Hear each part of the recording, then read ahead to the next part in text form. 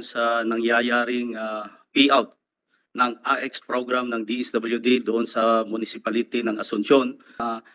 Ah, Hindi po nila pinayagan kasi yung mga distribution ng AX.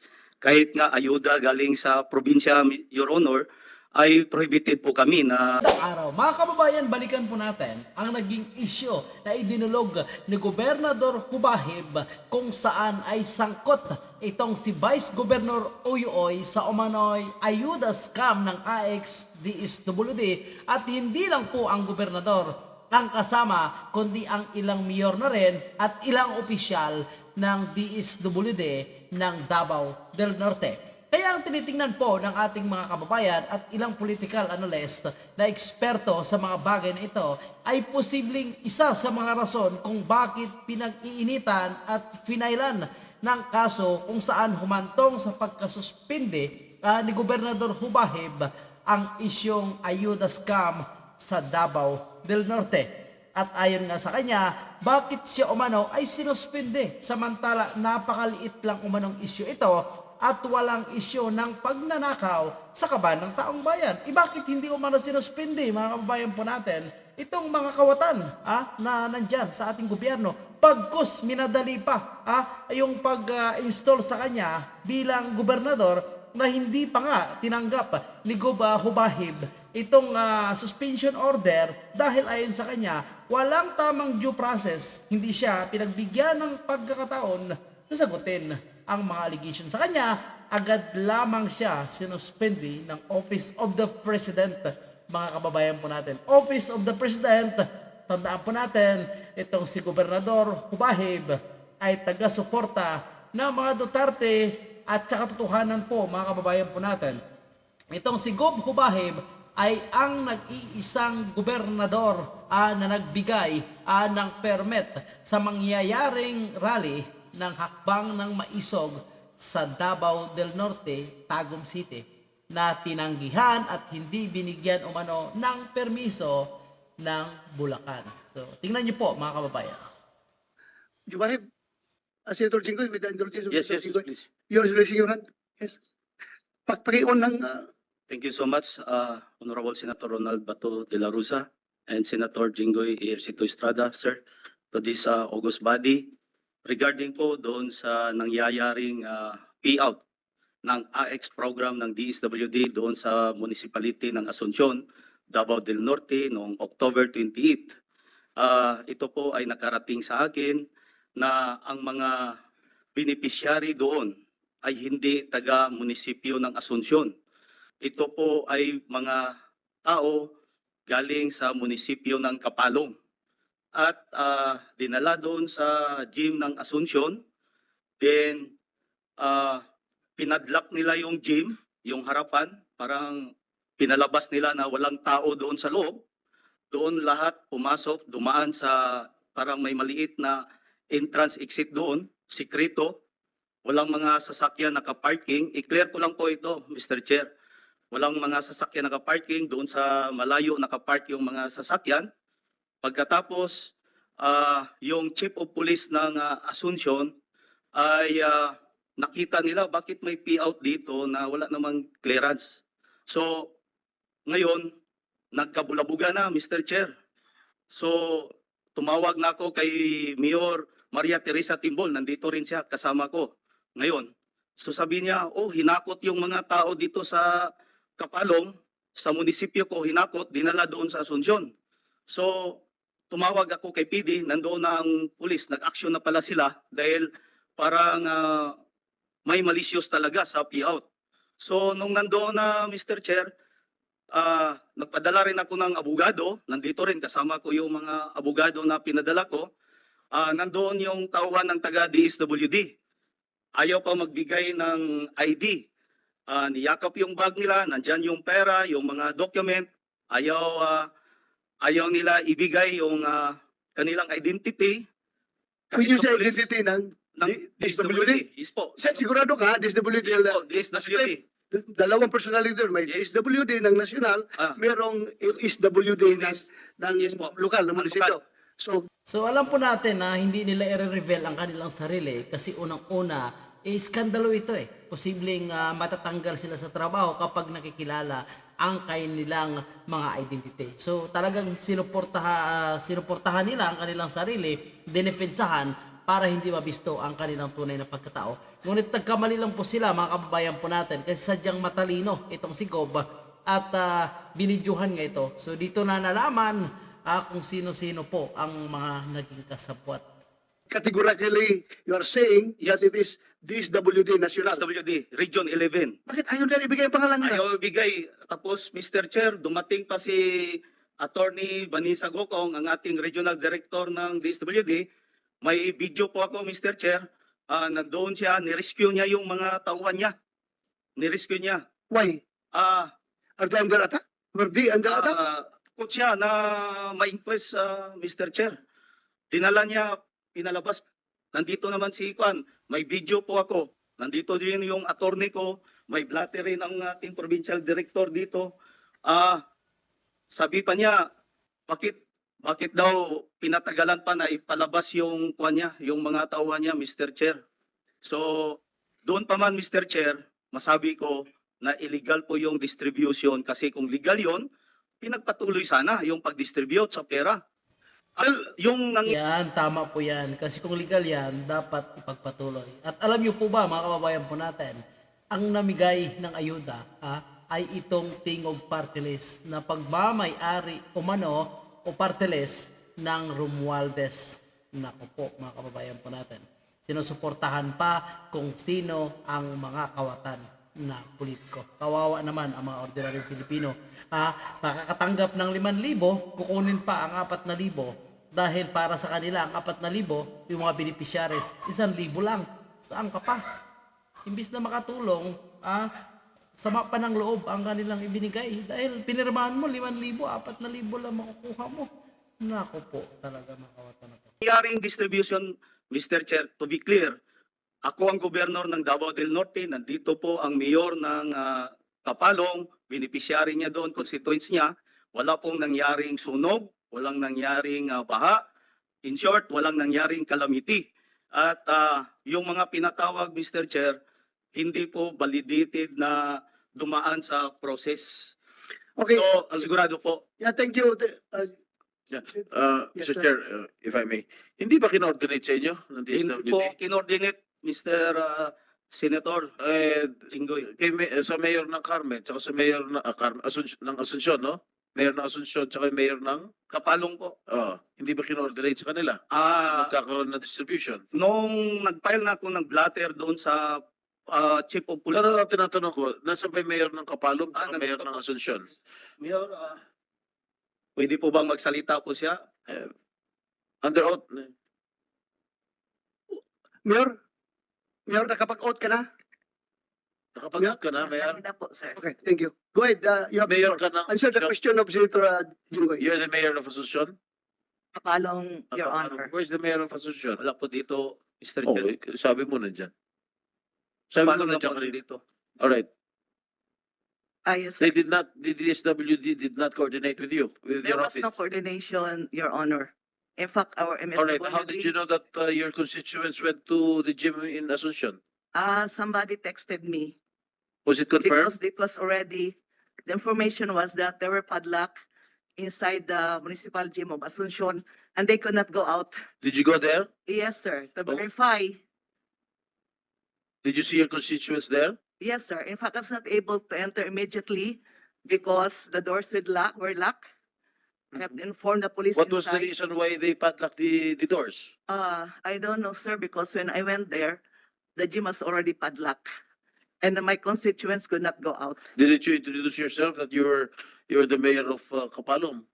Kapalong. Yes, sir. Oh, I asked my bodyguard, inform somebody inside that the mayor of Kapalong is outside. I wanted to go inside the gym. so what happened? And when I went inside, Pinapasok din kayo eventually? yes po. Alright. So yun po, nakita ko yung mga taga-Kapalong po nandoon. Oh, what was their situation? Some of them, I asked them, some of them arrived there in the morning, some at 1 in the afternoon. Hindi, sino ang nag-recruit sa kanila papunta ron sa gym? We're informed that the leaders of the barangay officials who are running for the barangay election po. It's not our MSWDO. So you did not choose the beneficiaries of the No, Your Honor. IX program. Your Honor. Who were the We ones who were- chose it? The barangay leaders? Yeah, the barangay leaders. Didn't the barangay leaders inform you about it? No, sir. Kalaban mo ba lahat? No information at all. Ha? No naman po. Walang nagsabi ni... Ilan ba barangay ninyo? 14 po.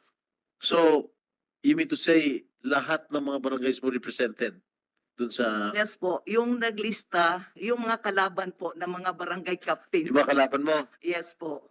Yung 14 barangay captains, kalaban mo lahat? Hindi naman po. I have, during that time, I have out of 14, I have 12 incumbent barangay officials. Alright, did you interview your constituents Yes, when you sir. went there? Yes, sir. What did I you asked ask them? Are you here? Yes, sir. Oh, what did they say? They said that the leader of that barangay official listed them Alright. and their barangay to go to the municipality of Asuncion. You do not have any gym there in your... Have lots, sir. Plenty of gym. Oh. All the Bakit hindi barangays. doon nag-payout? Bakit sa Asuncion pa? Sa Asuncion pa? I think yung mga nag-organize, they can answer your question po. Sino ba nag-organize? The DSWD? Okay, I will go to that matter. All right. When you interviewed your constituents, halos lahat yan tiga Kapalong. Yes, sir. Lahat yan walang tiga ibang bayan. Oh, Kapalong lang. I guess so, sir. Lahat ng taga-Kapalong. Ano, magkano rin tinanggap nila? What did you ask them? Sabi nila, there were almost 100 that were paid out already All right. with the amount of 2,000 pesos. Magkano supposedly si Yusek yung payout? Magkano dapat tatanggapin nila? 2,000 po. So 2,000. Yes po, but the payout was made on October 28. That was 2 days away from the barangay election po. Okay. So lahat yung mga, ilan sila nung nakita niyo sa gym? I guess with the rough estimate, I would say 400 to 500 persons po. 400 to 500 Yes po. persons ang Kasi halos puno po yung yung team gym. po ng na So, Asuncion. nakausap niyo lahat yung 400. Hindi po. Hindi po. Only some of them na nandiyan sa nalalapitan ko lang po. So they confirmed to you that they received 2,000 pesos. Yung naiwan po doon is hindi na po nakatanggap kasi yung unang tumanggap is nakaalis na po sa gym. So sa tingin niyo, yung So, swerte yung unang, ang pangalan lang nasa una kasi nakatanggap sila bago na bisto itong kalakaran, itong ayuda scam. Yung nahuli, wala na, hindi na nabigyan dahil dumating na ang mga opisyal at mga kaalyado ni Guba Hubahib. unang nakatanggap nakatanggap din ng 2,000. Yes po. According to those people inside na naabutan ko po. Senator Jinggoy, if I may. Mayor, yun nga, nakita mo, pinadlak. Tapos, nandun ka, nakita mo mga tao mo, nakita mo, nalaman mo na yung mga nagdala nito, mga tao na ito ay mga leaders ng barangay kapitan na hindi mo kaalyado. Yes So, po. meaning, kalaban mo sa politika. Opo. Yes, Your Honor. Hindi ka, after that, hindi ka pumunta sa local Comelec, nag-complain that this is 2 days prior to election. This is a clear violation of the Omnibus Election Code. Hindi ka ba pumunta sa Comelec at nag-complain? There were lawyers, sir, who also arrived doon sa Lawyers ng, from the kay Gob Ubahib po. tapos, Then, in fact, there was a small group. hindi man yun, hindi man yun lawyer mo. Hindi yun lawyer ng Comelec. Dapat, it should be incumbent on your part na mag-complain sa Comelec. May local Comelec pa kayo doon eh. Pinuntahan mo sana at tinanong mong Comelec, is this authorized by Comelec? Is this a payout legal? Is this payout not violative to the Omnibus Election Code? Dapat mayroong klarong sagot galing sa Comelec 2 days prior to election. Hindi mo ginawa yan. Hindi na po. Basta, yeah. Is the Pero government. ikaw na, Yeah, nagtanong kayo sa Governor- Comelec, sa local Comelec doon? Yes, Your Honor, nag-file po agad ako sa Provincial Comelec Chairperson at kaya nga I formally filed ito sa office po ng ating national chairman, Comelec chairman. Dahil po yung provincial Comelec chairperson ay nagsabi sa akin na ah, hindi po nila pinayagan kasi yung mga distribution ng AX. Kahit nga ayuda galing sa probinsya, Your Honor, ay prohibited po kami na mamigay. Bakit nangyari yun? Kung ayaw, sabi ng Comelec hindi pwede. Ah, ang sabi nga ng DSWD, may exemption daw sila, pinakita pa doon sa PNP ng Davao del Norte. At sa katunayan po, may video tayo na nandoon yung mga Comelec officer galing sa kung payagan nyo po, i-show ko po yung video. Dumating po si Regional Director Attorney Vanessa Gukong. Nandoon po ang tauhan ni Vice Governor Oyuoy na si Peer at si Mr. Caminero na nag-facilitate doon sa payout. Well, Senator, Mr. Chair, yung mga mayors na katabi ni Vice Governor, kalyado ni Vice. kanila yung grupo, kanila yan. Mayor dito, kalyado ni Governor. Yes, kanila ito. Okay. So, malinaw po umano mga kababayan po natin, ayon kay Gub Hubahib, na ang nag-facilitate po nitong nangyaring ayuda ay walang iba kundi itong si Vice Gov Uyuoy nga po mga kababayan po natin, na politika ang rason kung bakit siya nga ay sinuspindi umano sa ngayon mga kababayan po natin. Binalikan po natin ang isyong ito dahil ito ang tinitingnan ni Gov Hubahib na isa rin sa mga dahilan kung bakit siya ay pinag-iinitan dyan dahil ibinulgar niya nga ang napakalaking sindikato ng Davao del Norte kung saan ay ayuda ay in-scam ng ilang opisyalis ng Davao del Norte. Kababayan po natin, kung titingnan niyo po kung sino pa ang gumagawa ng mabuti, siya pa po ang pinag-iinitan at pilit na pinapabagsak. At mukhang nagkakasabwat na po mula sa Malacanang at itong mga opisyal ng Davao del Norte. Kasi ang nag-facilitate umano nitong suspension, ito po ay hindi galing sa akin galing mismo yan kay Gov Hubahib. Ang nag-facilitate umano ng kanyang suspension ayon sa kanyang kwento ay itong si Antonio Lagtamillo na SAP or Special Assistant to the President, at ang nagperma din ay itong Executive Secretary na si Bersamin, at ang nag-implement ay walang iba kundi Secretary Binhar Abalos ng DILG. So tingnan niyo po mga kababayan po natin, at ang isa kasi sa binunyag din ni Gobernador Hubahib ay itong AX Party List na kasabwat umano nitong Vice Governor. Ang AX Party List ay kina Romualdez Party List po yan. At nakakatanggap umano ng malaking pera itong kampo ni Uyuoy mula sa House Speaker. So ibig sabihin po mga kababayan po natin, coordinated umano itong pagtanggal or pagsuspend kay Gobernador Hubahib dahil gusto nilang harangin ang mangyayaring rally. Sa linggo po ata yan, April 14, mangyayaring rally ng Hakbang ng Maisog kung saan maririnig na naman po natin na magsalita itong si dating Pangulong Digong para i-voice out ang kapalpakan ni Bongbong Marcos at ng kanyang mga kabinete at ilang opisyal ng ating gobyerno. Bakit po pinapatahimik kung sino man ang magsalita ng kapalpakan? Bakit di na lang pakinggan, di po ba? Tapos itama kung ano ang kanilang pagkakamali. So siyempre, pag gumawa sila ng tama, wala nang tatong. Yun lang. Maraming salamat.